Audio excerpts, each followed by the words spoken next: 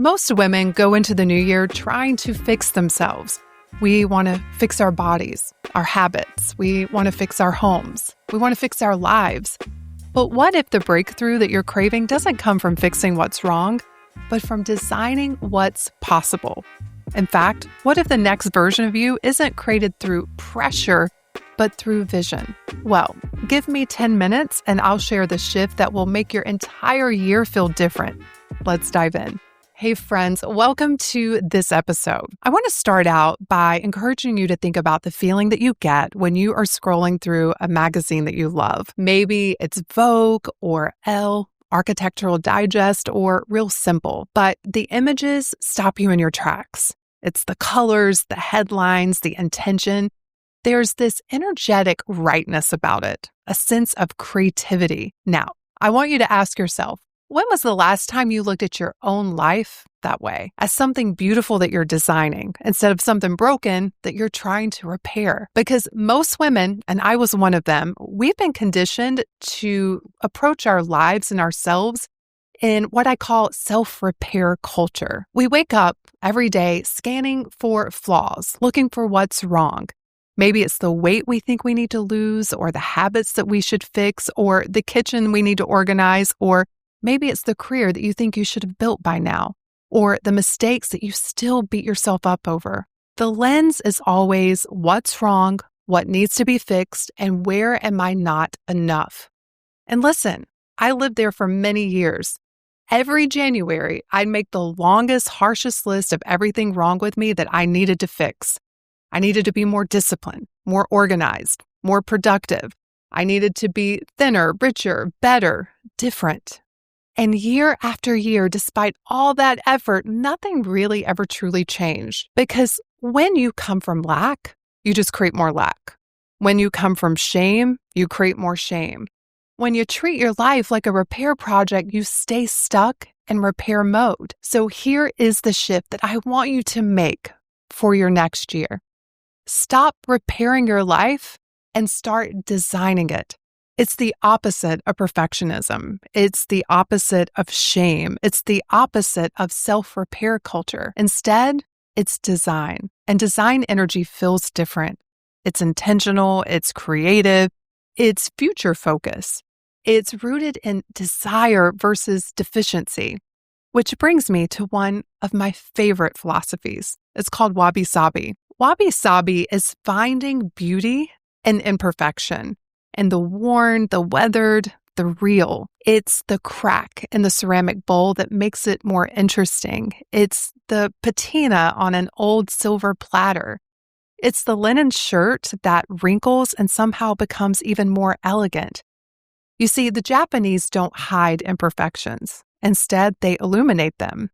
They practice repairing cracks with gold. The crack becomes the feature. The flaw becomes the art, and the history becomes the beauty of it all. And this is the wabi-sabi shift. Your imperfections are not liabilities. They are the texture of your life. They are the gold in your story. Think of an editor crafting a January issue. She's not sitting there thinking, what was wrong with last year's issue? What do we need to fix? No, I imagine that instead she's thinking, what's the vibe here? What's the vision? What's the story we want to tell? What do we want the readers to feel? And from that vision, she curates, she selects, she decides, she shapes the story. And she understands something very essential. The most compelling stories are not the perfect ones. They're the ones that have depth and truth and soul. I want you to think of your life as the most important magazine you will ever produce. Think about it. Every day is a page, every month is a feature, every year is an issue, and you, yes, you are the editor-in-chief. Let me show you why this matters. Let's say you want to improve your health next year. When you're in repair mode, your thoughts sound like, I need to lose weight. I need to stop snacking. I need to finally get more disciplined. I need to fix this body.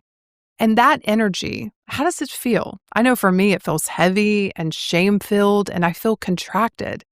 But When you're in design mode, your questions shift. You begin to ask yourself things like, what does vibrant health look like for me this year? What feels life-giving? What do I want to feature in my body's story? What would feel nourishing and supportive and alive? And for you, maybe it's morning walks. Maybe it's cooking meals that feel beautiful and nourishing. Maybe it's dancing in your kitchen. Maybe it's deep rest, or maybe it's finally checking that thing that you've been ignoring. Same area of your life, but a totally different vibration. This right here is exactly why I created Live Like an Editor. I was so tired of seeing women approach their new year from a place of needing to fix themselves, of seeing themselves as broken. Because I know the truth. The truth is you are amazing as you are, and you get to design your life on purpose. This will be our 6th year hosting it, and it has become a true fan favorite. Every year, women tell me things like, this workshop did more for me in 5 days than years of personal development. Or they'll tell me, I finally stopped fixing myself and I started to design a life that feels like mine. It's powerful because we change the lens.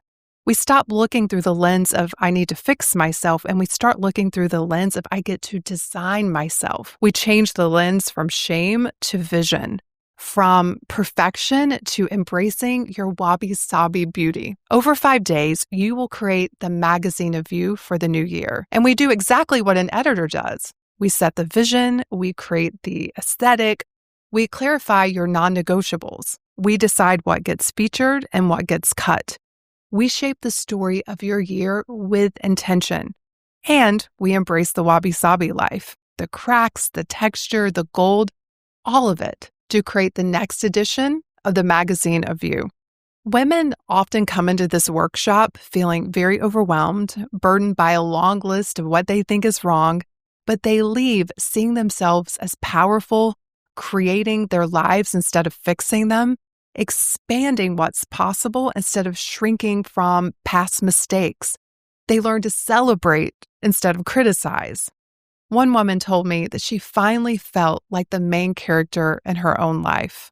This is what it feels like to design your life versus fix your life. So what I want you to do right now, today, before anything else, is I want you to ask yourself this question. If I am the editor-in-chief of my life, which you are, what will your cover story be for next year's issue in the magazine of you? I want you to approach this not through the lens of what you think needs to be fixed, but from the lens of what's possible. I want you to think about the energy that you want to feel. I want you to think about the vision of what's possible and allow yourself to dream for a moment. Write it down. Let yourself design without shame. And if you want to go deeper, if you want to experience this shift from the inside out, join me for Live Like an Editor.